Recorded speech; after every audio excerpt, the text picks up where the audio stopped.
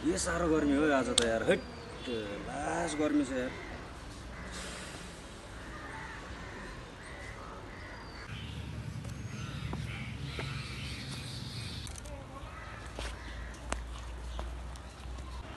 अम्बो दाजु टाढो पुर्याउनु भएको ओहो भाइ तल पुगेर आएको हो यार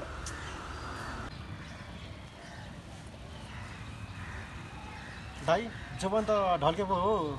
अब त बिहे गर्नु पर्ला हो दाइ भाइ मन बुढो भएको छैन हौ जुबन ढल्केर के गर्ने हो र गराउँला नि बे त के कसो हो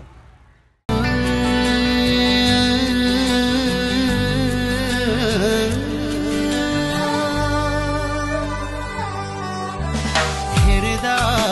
हेर्दै ढल्क्यो जोबन तर मन